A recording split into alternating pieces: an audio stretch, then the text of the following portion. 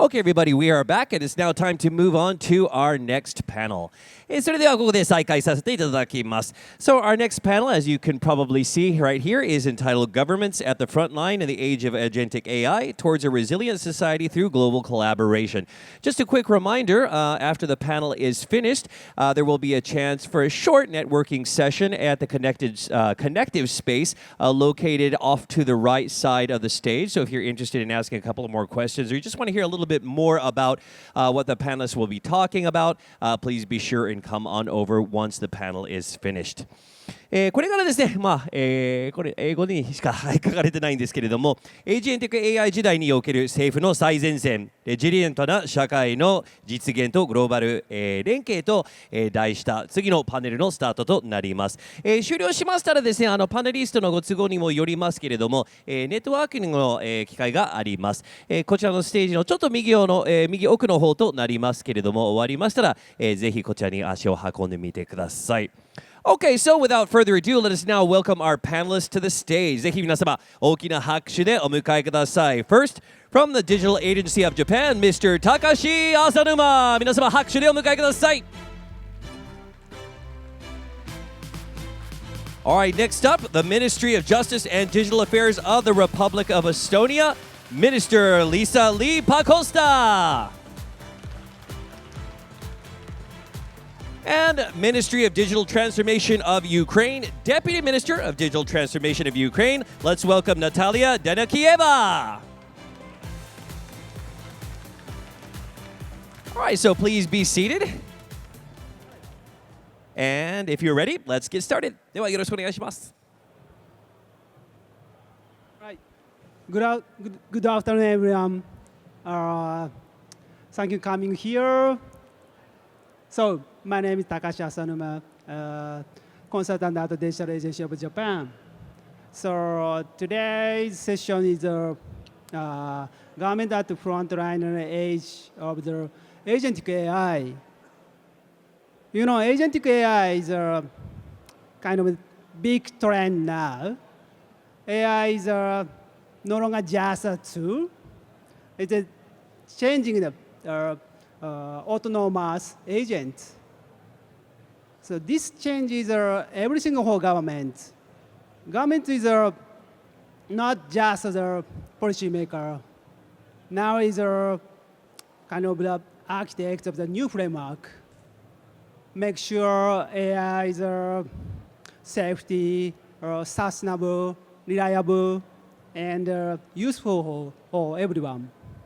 So in this session, we will explore how agentic AI can be implemented in society, highlighting the national initiatives, and also importance of the global collaboration.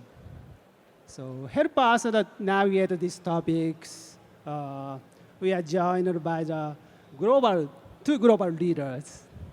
The first is please welcome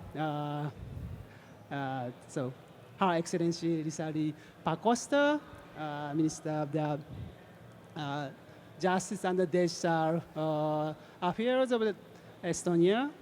And the next is please welcome is Natalia Denikeieva, and Deputy Minister of the Digital Transformation of the Digital Economy in Ukraine. Thank you very much to be here.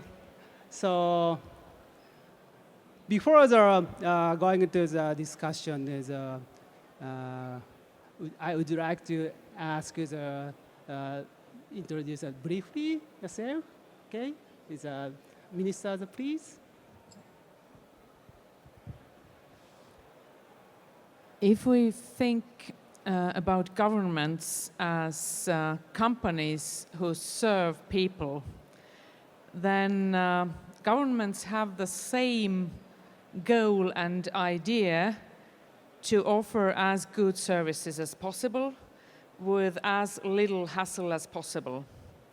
So this has been the DNA of Estonian public sector for already from the last century. from the 90s when we started the digital journey. The trick behind AI leap that we are developing now is the full interoperability of data sets and the 100% level of digital services from the government side. So this gives us an excellent opportunity to go on with AI-based services. And we are very thankful to Ukraine, with whom we are working very closely. And we both use X-Road, which is the extremely cyber-secure and safe way for interoperable data systems. And it is not like a tube-based system, but it has calculating possibilities in between, which makes it excellent for both countries to develop AI-based services. So that would be my entrance words. Thank you. Thank you, Minister. Next is Deputy Minister Liisa-Ly. Please. Hello everyone. I'm really happy to be here today, and the topic we are discussing today is really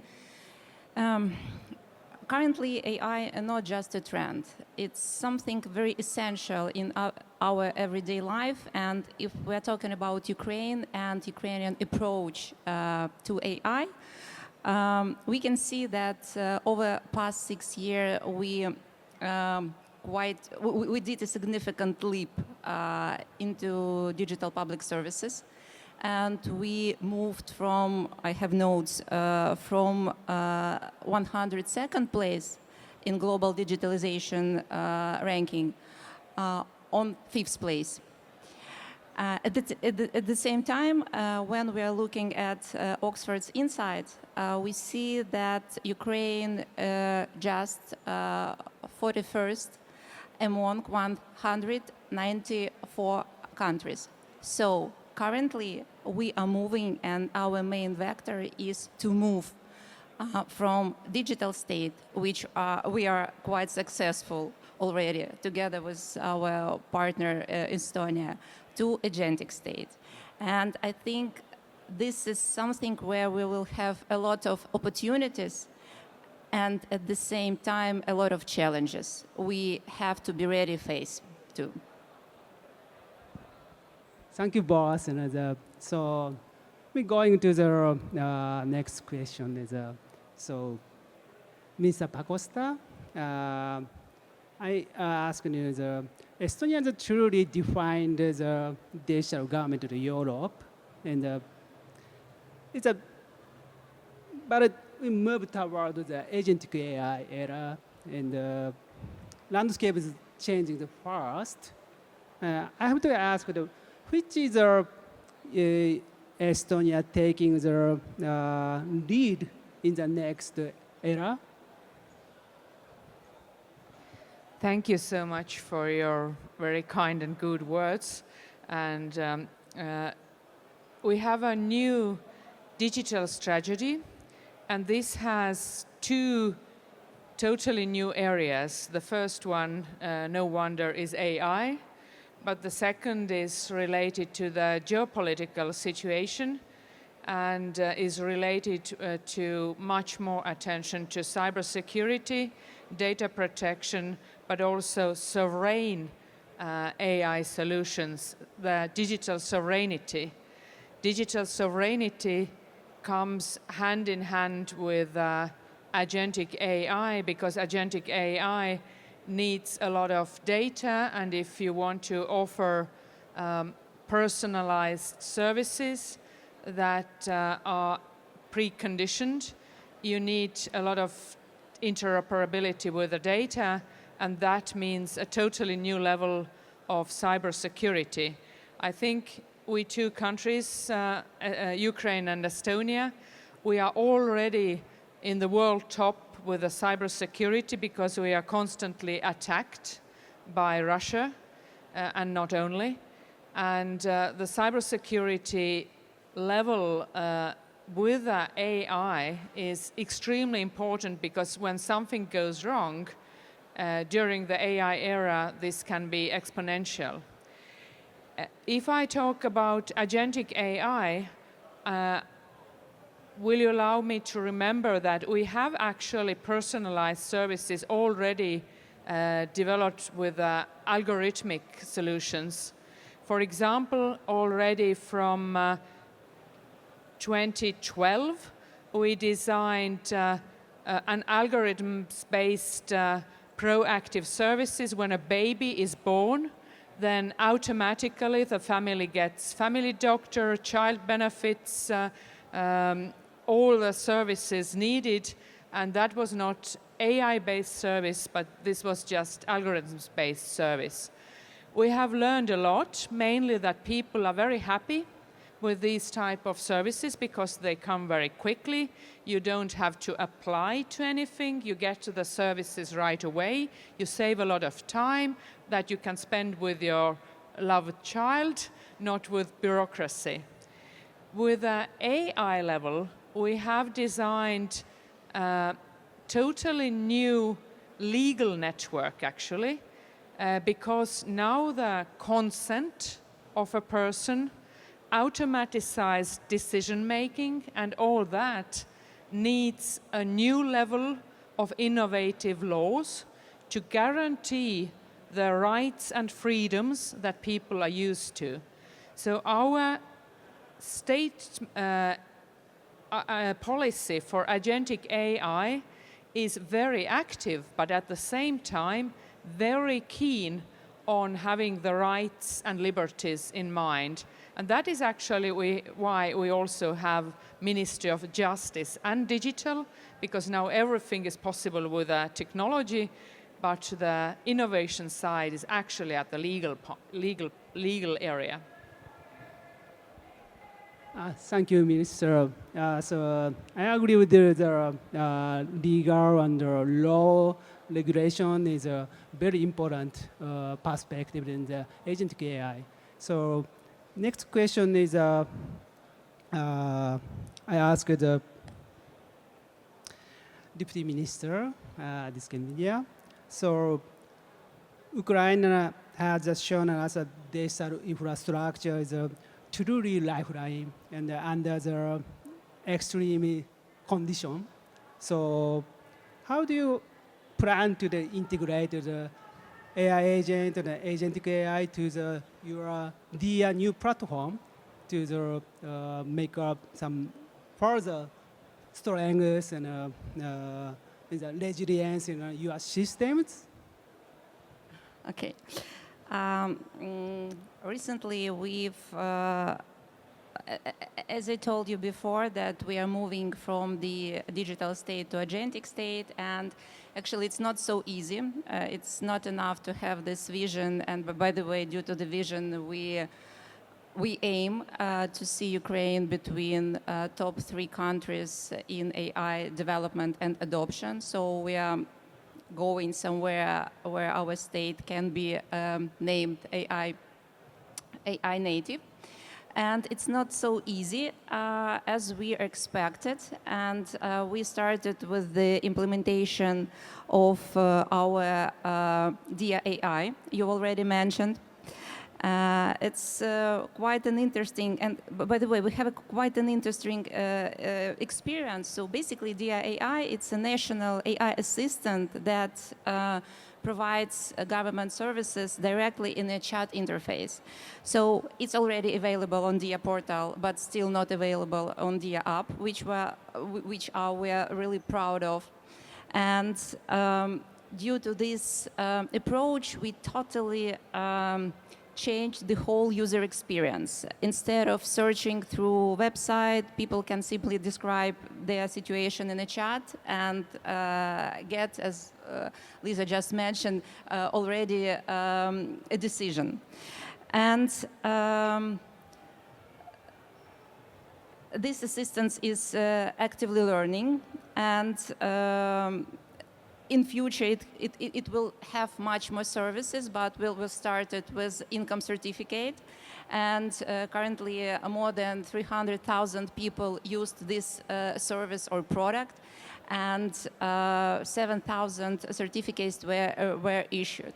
So it's interesting experience. We are going step by step, and for us also very important to understand how citizens are supporting this initiative, because we and the Ministry of Digital Transformation used to do something together with private sector representatives, together with I cannot say that approval of citizens, but for us it is important to understand that they support our initiatives and they see some perspective in this. So this way is quite challenging from one perspective. From other, we have a lot of opportunities there. Thank you so much. So it's a very interesting is new deal services also I want to know the more. So we want to know what actually means the policy level and actual life event level. So we need to bridge the gap between the high-level policy and vision and reality on the ground. So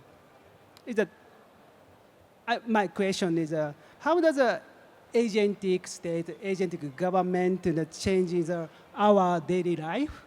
So I want to ask the boss is that, could you share the concrete example of the AI agent and agentic AI is already in action or prototyping?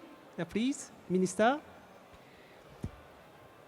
We have in Estonia approximately 200 AI-based services. And why the number is so small is actually because we lack the sovereign AI system capacity. This is very important because the digital sovereignty has become an issue of state sovereignty. We are very much interested in to go further with gigafactories and AI systems that are fully under the government control without any backdoors, because all the systems we use now, we use more or less with public data. So let me give you one example out of these more than 200. For example, we have Estonia is also a maritime country, and we have a lot of seashore and a lot of fishing. Fishing has been historically very important and is still an important part not only of economy but also for families. And of course, nowadays, when you do some fishing, you need a permit. So we have underwater cameras that are connected to AI systems that are prepared by university. And these underwater cameras count the species of fishes and the number of specimens of different species. And then they calculate for certain area the amount of fish that you can take out from the water. So when somebody applies for a fishing permit, then actually the permit comes from the AI who has analyzed the data and gives you the exact permit to save the environment, to help the fish to grow, but also to help you to get the exact fishing permit that is available in this area according to the undersea data. The most important part of this development was not actually the AI understanding the differences of the species, but it was how to put the AI to understand everything going underwater when the water is not clear. So there are different situations. So this took the longest time. All the rest was easy. But as you could see, if there is any leak in the information about species or specimens, this is not a tragedy. We do lack true agentic AI solutions based on sensitive data of our citizens, because we are still looking for extremely secure, absolutely secure AI models that are fully under our own control, without any backdoors or without any possible interference from third parties. So really, to build a digital state is easy. To build an agentic AI state is also easy, but it needs much more attention to digital sovereignty than ever before, because now the amount of data you are analyzing, you are interconnecting, is so much bigger. Thank you. The very interesting and great example and insight. The Deputy Minister Denikeieva, please. The same question is yeah. Okay, you know, for the Ukraine as a country which at the middle of the full-scale invasion, of course, number one priority is security and defense.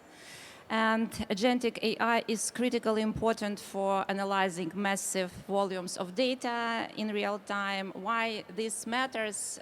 It's a very easy answer, because you know, it helps us to make decision much faster than our enemy. The second, which is super important, it's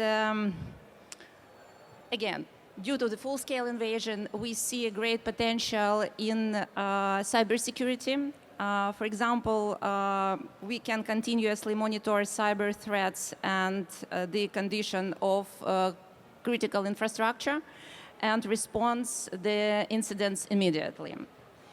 Another area, it's the work of state itself, because agentic AI should take over routine tasks now handled by public officials. This review legal documents, regulatory acts, and honestly, we already reduced the timing to work with such kind of documents from several days to 72 hours. Another important track is everything which is related to Euro integration.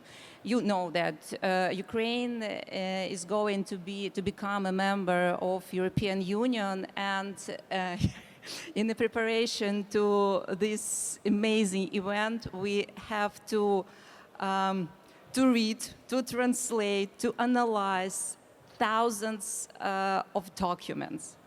So thousands. My colleagues, I've just asked proper numbers, and in terms of EU integration, we have to review around 30,000 legal acts. And honestly, under normal conditions, it will take us decades. Thanks to AI, agentic AI, it will be much, much, much faster. Another strategic opportunity is education. We are already piloting our education ecosystem. Maybe you've heard MRIA. And we believe that future lies in personal AI tutors. Every child should have a mentor agent that understand talents, that understand and track his own learning pace and interests, and use this knowledge to build an individual learning plan. Also, we see great potential, of course, in agricultural sector, in energy sector, but the key sectors for us, I've just mentioned above. Thank you hearing about the real world example. It is incredibly useful in these cases. So, but we know we cannot do everything at once. So I know there are government or administrative offices, resources are limited, and people and the budget and the timeline is, I think that strictly they're limited, and but capability of AI, agentic AI is technically unlimited. So this means a highly strategic approach is essential. So I would like to ask the boss, and looking ahead, which specific area is kind of what should be top priority of your strategies? Could you ask me that? Yeah, Minister, please. And thank you for this question. Actually, if we divide it into two pillars, the first is usage of AI, and the second is usage of agentic AI. We see these two pillars differently. But we have the areas in common. So there are 4 strategic areas for Estonia to develop both the AI solutions and the agentic AI solutions. And these 4 areas, fun fact, every country has these 4 areas. First, governance. Yes, to save a lot of time, we use AI, for example, for public procurement. The documents are prepared. We use AI for lawmaking. Again, a lot of work is done by AI. It saves a lot of time. But also for the people, not only chatbots, but to move to the agentic solutions needs a new level of computing power and security. So this is an area where we use more or less public data for agentic solutions. The second area, which is priority, is education, as you also mentioned. We have AI Leap at our schools, which is started from this school year. All the teachers and now all the 10th graders are equipped with AI solutions. But the good thing is that our pupils in schools are all also co-creators of the new solutions. So, of course, teachers as well. So the AI Leap would mean that every year we add on classes. We have a lot of research around that, and we co-create AI-based study tools, AI-based, as you also said, personal advisors and mentors, but also the way how to enhance thinking, human being thinking at the era of AI. So education is the second area. The third area is medicine, endless possibilities. And the fourth area is defense, of course, defense. But if we think of these 4 areas, in defense, our ultimate goal is to save our people's lives and to protect our country. But in all other 3 areas, governance, education, and medicine, basically we see AI investments on the same line where we have personnel costs. So with the help of AI, we take down the personnel costs. So totally it would be like the same number, and the people involved in these 3 areas can offer people new services, can help children who need more human touch, or in medicine can help more patients. So the aim behind that is that we have basically the same cost line when you were asking about that. In defense, we have raised very much the defense budget.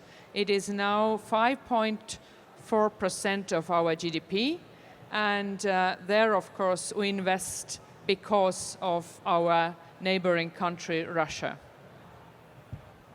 Oh, thank you. The Deputy Minister, please.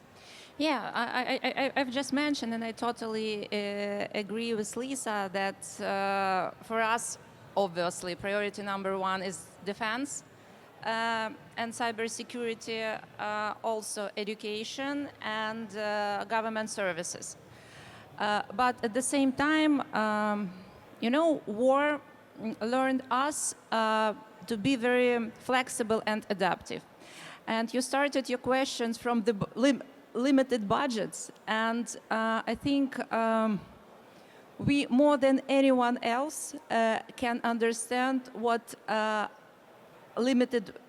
means really limited budgets. When I cannot say the 100% of state budget goes to defense sector, but significant part of it. And it looks like a challenge, and it is a challenge, but we know we find a way how to deal with this.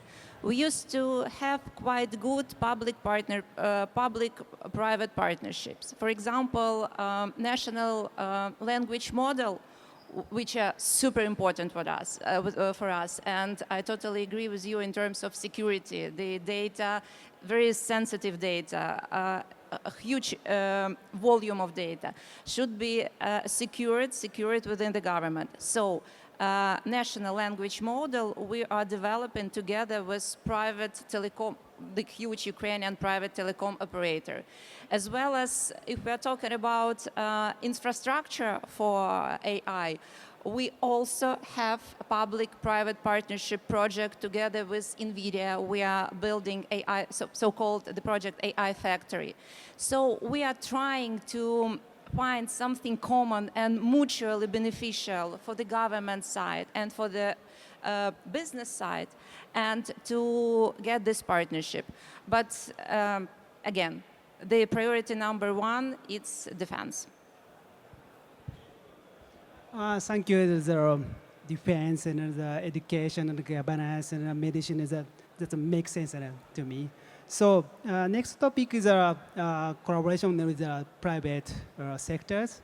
So the private sector that naturally drives the innovation, is agility, and but while the public sector that are responsible to secure the safety and the trust and the justice, and also, so to make this ecosystem work, and what role should the governments and tech companies play, and how can the best or what role and the collaboration the processes I want to ask the boss, and could you please, Minister Pakosta?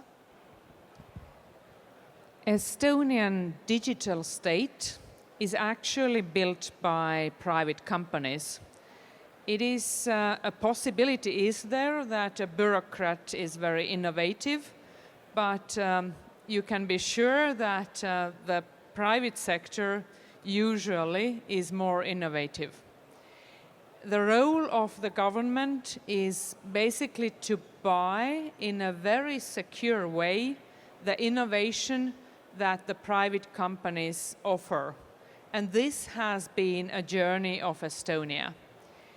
The innovative companies come to the government and offer their innovative services or ideas, what could be done in a better way. And the government makes some calculations, and it is quite probable that the government purchases this solution. But having said that, we have underlined here security and cybersecurity so many times because it is very important. So to make it all function, we have had very clear and transparent rules how to mutually trust each other, the private sector and the government. Let me give you some examples. For example, we try to organize it in this way that when we have a digital service, it is not dependent on just one company. At least a part of this service is purchased from another company. This makes the market situation actually work, but it is also an extra security level, because when something happens with one company, there is another one who can very quickly take over, so that our customers, our citizens, won't even take a notice. The second thing is that our government is, I would say, a risk-taking government, and it has always been, and I hope it will be also in the coming years. So we take calculated risks, and we calculate the risks each time very seriously.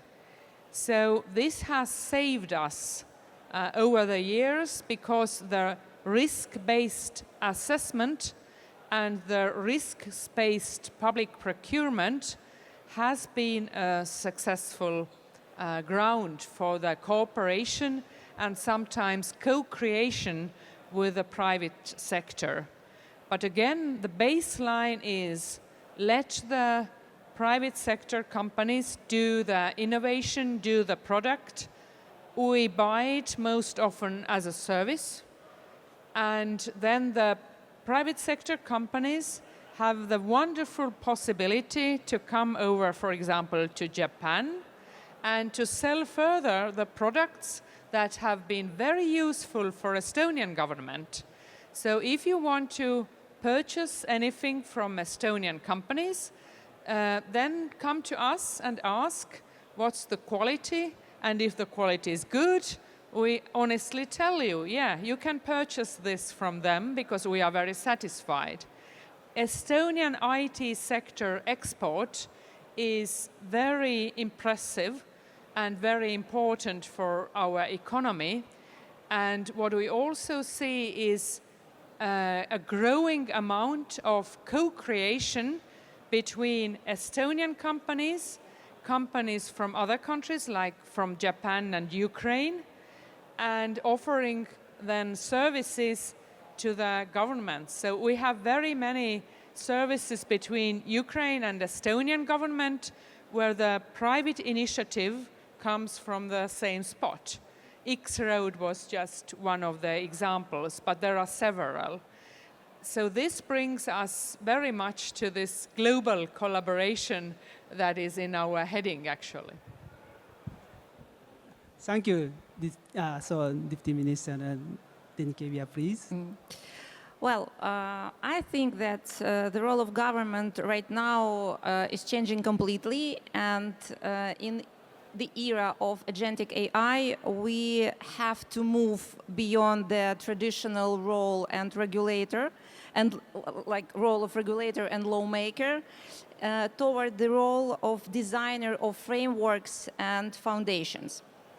The government main task to create a safe environment where AI agents can operate reliably and deliver public value. The state must act as a guarantor of trust, have to guarantee personal data protection, ensure the ethical use of algorithms, and at the same time serve as a lead customer for innovation. Private companies and startups, in turn, are the main source of innovation, speed, and scalability. We see business as a partner that brings deep technical expertise and the ability to iterate products quickly. As an example, we recently, I think at the end of the last year, we launched a sandbox for AI and blockchain solutions. And one of our goals is to strengthen the startup ecosystem so that more AI solutions can emerge, solutions that can transform healthcare, science, education, defense, cyber, and many, many other sectors. And the sandbox gives companies a space to test innovative products and while they're respecting human rights, which is also super important.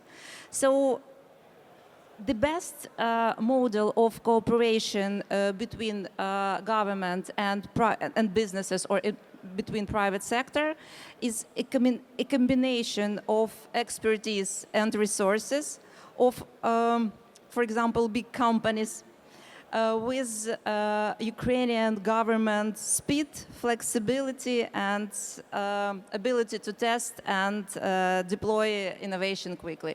And as I already mentioned, our common projects, AI Factory with NVIDIA, it's a great example of such kind of partnership. And national LLM together with Kyivstar as well. Thank you. And maybe 3 minutes is the last question and quickly. So Minister Pakosta says that global collaboration is important. So actually, how should we advance a truly global collaboration and do that? And how to move that from the shared idea to the practical frameworks? Do you have any ideas, please, Minister? Within the global scene, we can see different ways by different governments how to use AI in governance.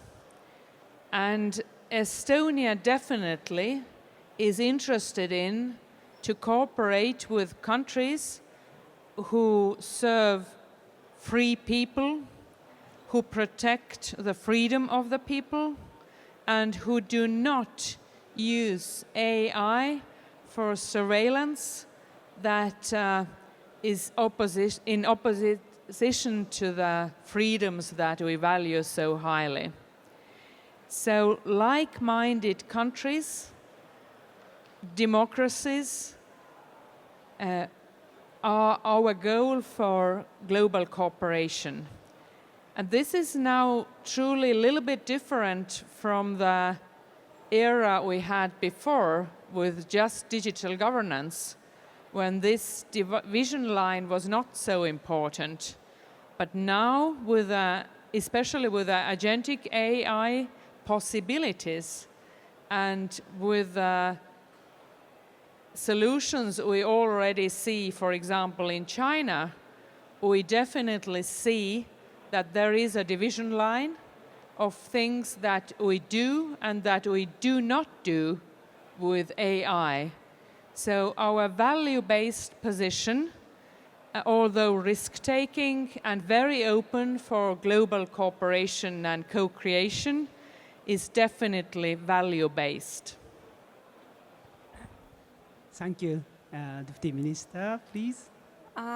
As AI agents are becoming more and more autonomous and take more decisions that affects people's lives and its security, I think that global cooperation should start with safety, first of all.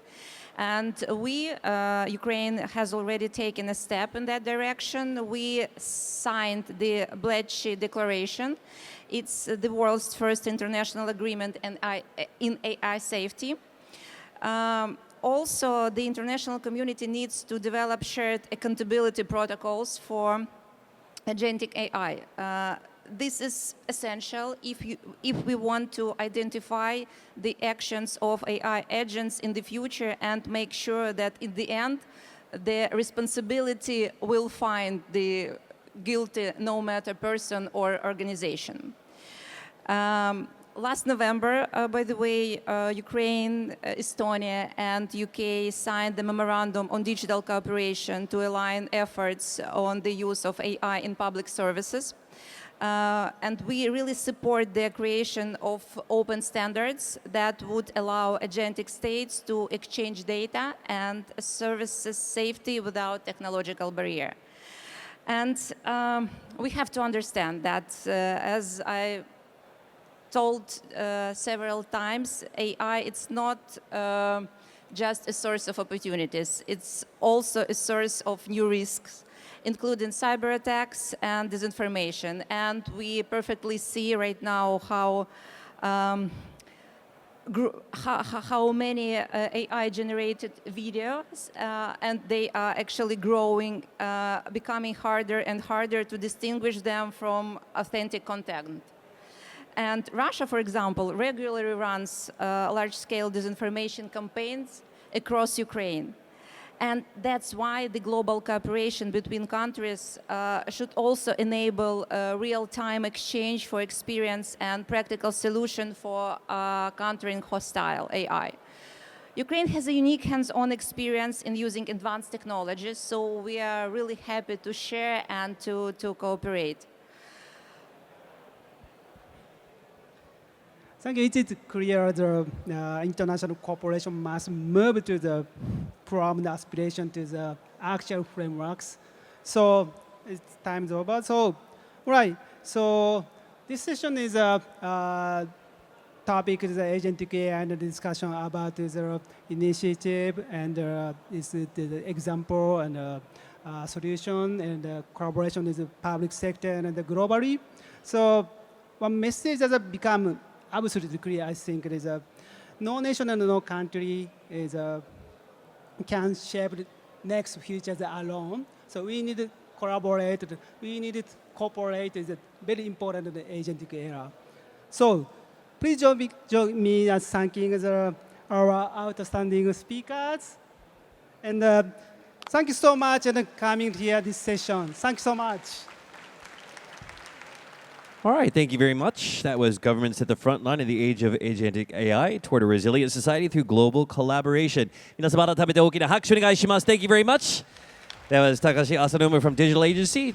Also, Minister of Justice and Digital Affairs of the Republic of Estonia, Liisa-Ly Pakosta, and Deputy Minister of Digital Transformation of Ukraine, Natalia Denikeieva. Thank you very much for your time. ありがとうございました.